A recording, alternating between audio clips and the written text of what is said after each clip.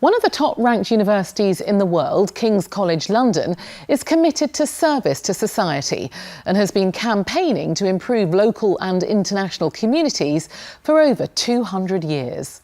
Julie Collier went to learn more about some of their world-changing education, research and public service programmes.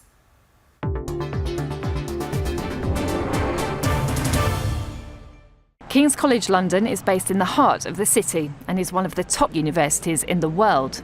King's prides itself not only on world-class teaching, but also undertaking cutting-edge research and serving the needs and aspirations of society.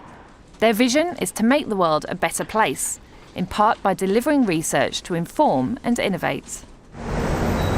The Environmental Research Group have done just that in recent years. The air pollution measurement team have the job of collecting high-quality data in order to assess and quantify sources of pollution.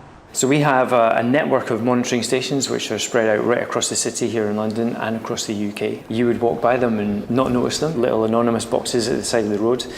Inside them they have very sophisticated instruments that are continually monitoring pollution in the air. We then pull the data back from all those monitors every hour into our central database here, and then we look at that data from all the monitoring stations every single day. Wider research by the department, led by Professor Frank Kelly, shows that the effect of poor air quality on our health is even more detrimental than we previously thought. Well, about 10 years ago, we used to think that air pollution affected our lungs. Since then, we've had a whole batch of new research which suggests that the impact of air pollution goes way beyond our lungs, in fact, nearly to every organ in our body. So there are now pretty strong links with poor air quality and neurodegenerative conditions like Alzheimer's, effects on the unborn child, premature delivery and low birth weight, and even diabetes. And what other kind of things have been put in place as a direct result of your research to improve our air quality? Well, I guess it started with the congestion charging zone, which was back in 2003. That was followed up in 2008 by the London low emission zone. Now that was a world first because it included everything within Greater London and really tried to restrict the most polluting vehicles coming in.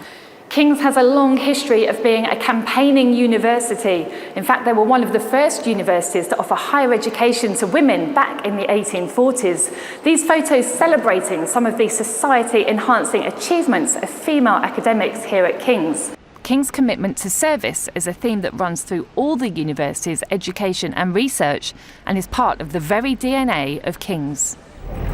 There are around 60 million refugees in the world at the moment, many of whom have fled Syria in the biggest forced migration of people since the Second World War. Accessing education is extremely challenging for these people. In direct response to this global crisis and to help support refugees and young people's education and future employment, King's has developed its own sanctuary programme. We wanted to find ways in which we could use education as a means to help them to find their place in society again and ultimately to be positive actors when hopefully there's a point at which they can return and help to rebuild Syria. Designing the online courses meant understanding the context in which the target population is living. Many have experienced serious mental trauma and often been forced to leave their family. They've surpassed our expectations. We've had 22,000 learners around the world enrolled on them. The team at King's are now working with their nursing and midwifery community to develop introductory modules. This is in direct response to the feedback received from refugees on what they want to learn. Many international students cannot access student finance and would not be able to study in London without support.